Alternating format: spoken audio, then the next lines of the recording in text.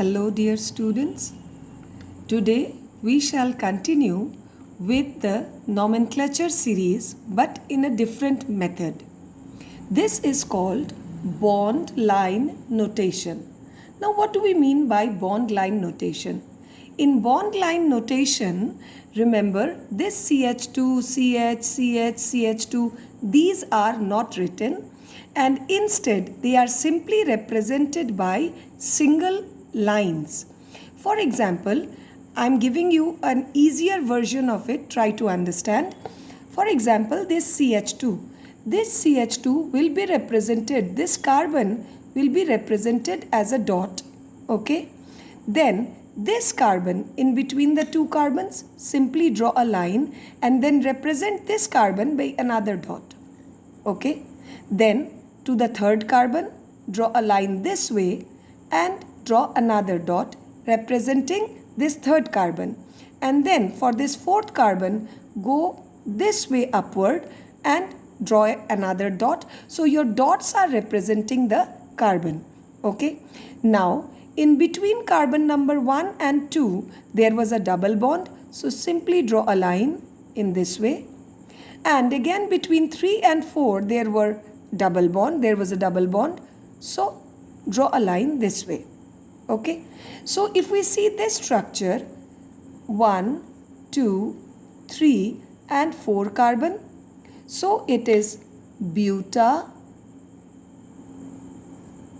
1,3 diene. Yes or no? And this structure is also representing 1, 2, 3 and 4 carbons. Okay. And in between 1 and 2 and 3 and 4, there is a double bond. So again, it is a diene and 1 and 3 are the carbon. The smaller number is taken. So the 1 and the 3 are the positions of carbon to which the double bond is attached. So it is buta 1,3 diene. Now in the same way, let's move on with this structure. See 1, 2, 3, 4, 5, 6. How do we number it? Remember again the lowest sum rule. So if we go via this way, we get double bond in the first carbon. Yes, branch on the third carbon and triple bond in the fourth carbon. So 1 plus 3 plus 4. So it is 1 plus 3, 4, 4 plus 4, 8. But if we come this way, it is the second one having a triple bond. So 2. Then fourth one having the branch. So 2 plus 4, 6. And then the fifth one having the double bond. So 6 plus 5, 11. So naturally we won't go this way. We will go from right to left.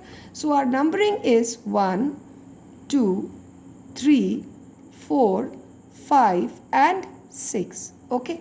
So while drawing the bond line notation, simply remember to draw dots and lines. Okay. Actually these dots are also not done. It's only lines. But for your purpose, since you are the beginners, use the dots so that you can remember where the carbons are. Okay. So this CH3 is representing one dot. Then going by a line. Then this is the second one. Then the third one is here. Then this fourth one is here. Then this fifth one is here. And the sixth one is here. Okay. So there are 6 carbon in the parent chain. So you have drawn these lines. Now you see between the first and the second carbon there is a double bond. So just simply draw it this way.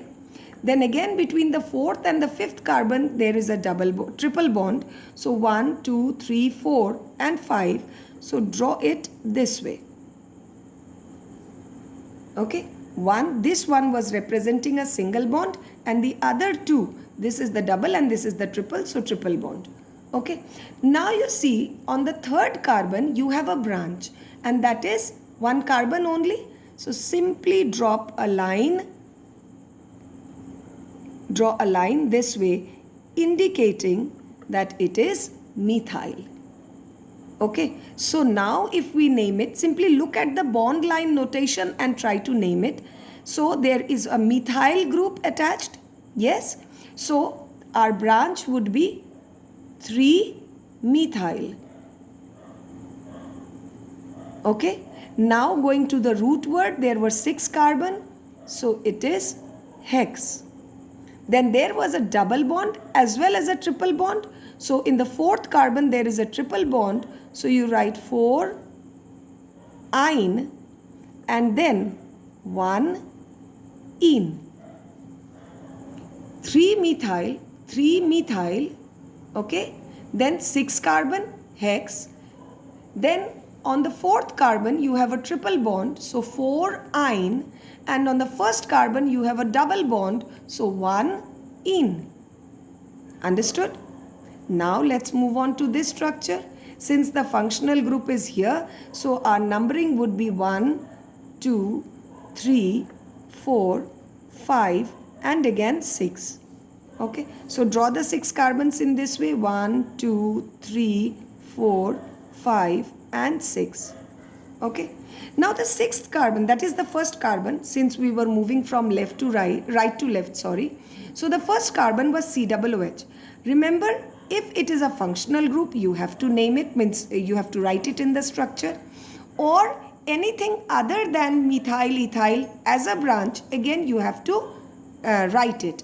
But if it is a methyl, okay, like methyl here you don't have to write anything, and these can be represented only by lines.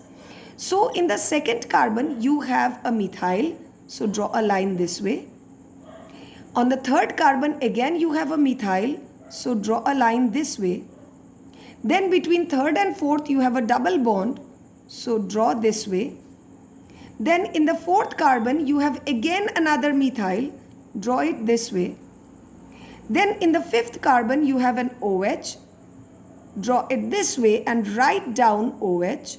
Remember, you have to write that OH. Okay, now in this structure you have this as COOH. This is methyl, this is methyl, this is methyl, this is a double bond ene, and the rest are all carbon of the parent chain. So while naming 1, 2, 3, 4, 5 and 6. So while naming the branches, again we go via alphabetical order.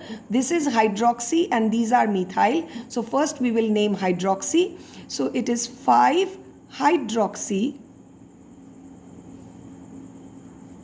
Then 2, 3, 4. 2, 3, 4. Trimethyl.